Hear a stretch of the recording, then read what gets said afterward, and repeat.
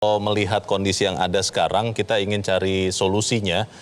Kira-kira apa yang harus segera dilakukan semuanya, bukan hanya pemerintah, tapi juga pengusaha, DPR, dan juga karyawan, juga buruh, untuk kemudian membuat kita tidak terpuruk karena ada resesi di luar negeri, Prof. Saya mulai dulu dengan apa yang harus dilakukan oleh para pengusaha. Tadi saya setuju dengan yang disampaikan oleh Pak Anton bahwa kita harus punya peta yang jelas. Tapi para pengusaha juga harus reflektif.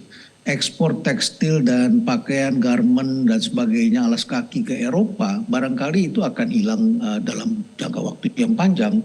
Karena apa? Karena fertility rate di Eropa memang turun. Banyak negara di Eropa yang fertility rate-nya sudah di bawah 2, artinya penduduknya sendiri memang terus menurun, itu secara drastis.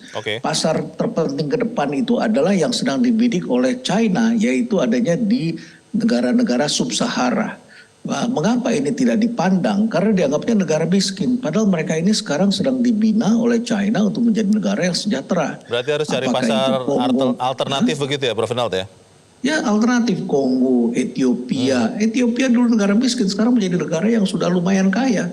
Nigeria ya dan sebagainya. Di sub-Sahara itu banyak sekali negara-negara yang sudah mulai bergerak begitu. Jadi lihat ke sana. Jadi fertility rate itu jangan diabaikan.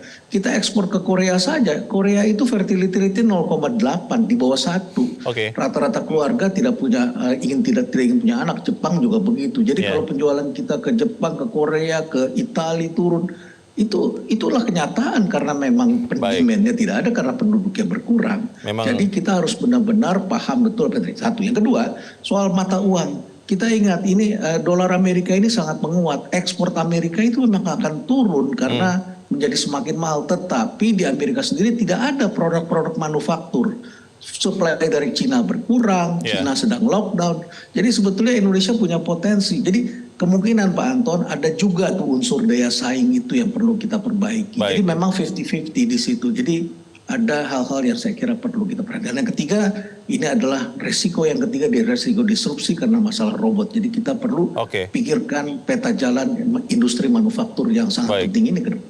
Baik, Pak Anton, apa bisa semudah itu switching yang harus dilakukan? Jadi gini, kalau kita lihat karakteristik daripada garment, sepatu, dan yang lain-lain boneka, itu adalah OEM business, job order.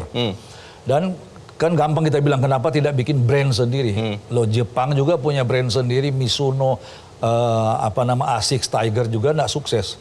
Artinya berkembang tetapi tidak bisa lawan Nike. Nah, memang tidak gampang untuk men-switch produk kita karena memang kan brand image ini kan melekat. Ya satu contoh lah, saya tidak usah sebut merek, untuk kopi dan makanan siap saji fast food itu kan kita tahu sendiri orang lebih cenderung kan karena ada itu.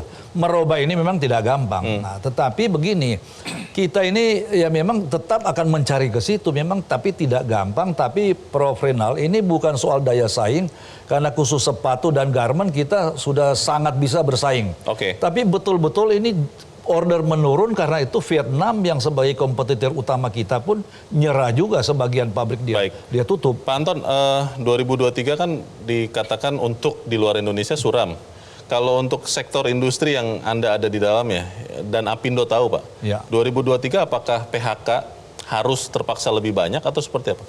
Kalau kita lihat bahwa umumnya pabrik garment dan sepatu adalah 100% ekspor. Kita ini jarang lokal ya, ada yang khusus. Kalau order menurun 50%, saya kira sudah tidak bisa ditahan. Karena itu kalau Pak Leo tanya solusi, sebelum berbicara kenaikan upah minimum, kami mengusulkan kepada pemerintah dalam hal ini Menaker. Bisa enggak ada kebijakan untuk supaya kita mengurangi PHK? Sekarang kan jam kerja per minggu 40 jam.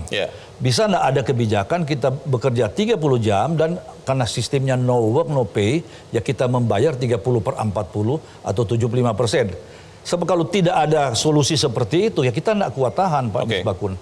Ini beban biaya siapa yang bayar? Nah, kedua, kalau masalah buruh ini memang mengeluh karena pendapatan kurang, barangnya naik, ponakan saya dari Belanda kasih tahu. Karena kenaikan gas untuk mensupport itu, pemerintah Belanda memberikan bantuan 190 euro sebulan untuk 2 bulan. Seluruh keluarga di Belanda, tidak peduli kaya dan miskin.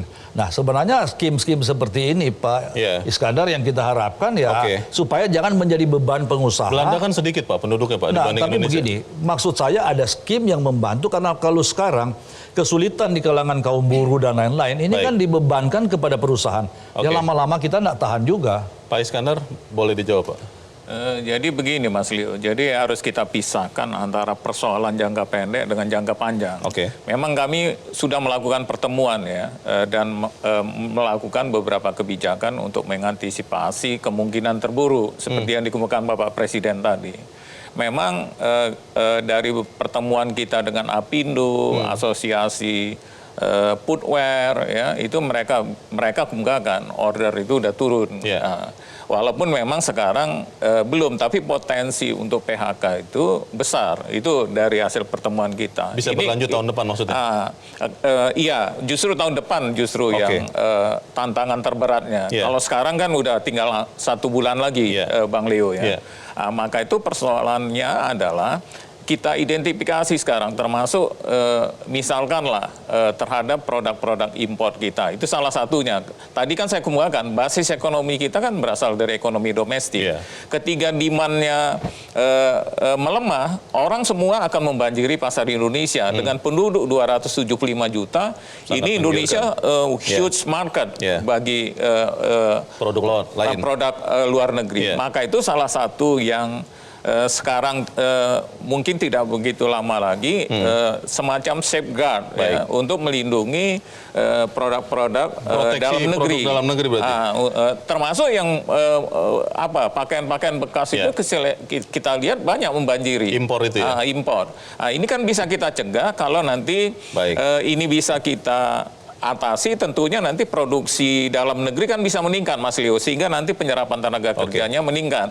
Termasuk juga solusi yang akan kita usulkan adalah terkait dengan insentif-insentif yang menaikkan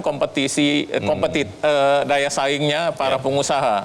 Itu kita udah ketemu Pak Anton dengan Apindo, Kadin, semua kita udah taruh di meja, mudah-mudahan itu segera bisa kita luncurkan sehingga bisa kita mengantisipasi kemungkinan resesi di negara kita. Bu Mira, karyawan, buruh, asosiasi yang Anda pimpin, Aspek Indonesia, aware dengan semua permasalahan ini, melihatnya seperti apa?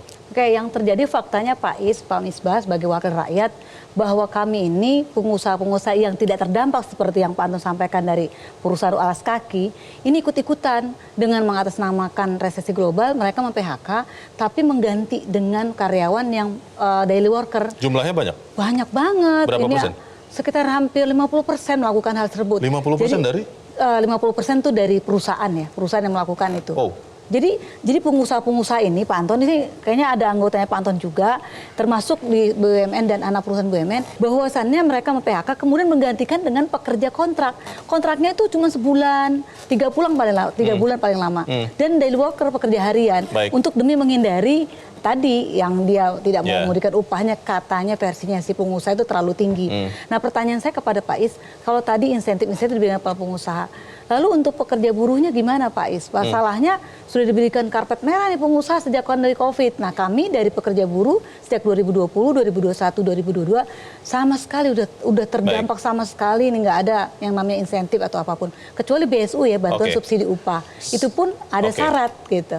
Sebelum dijawab, kita harus jeda dahulu Bapak-Bapak dan Ibu. Kita akan kembali selepas jeda berikut ini.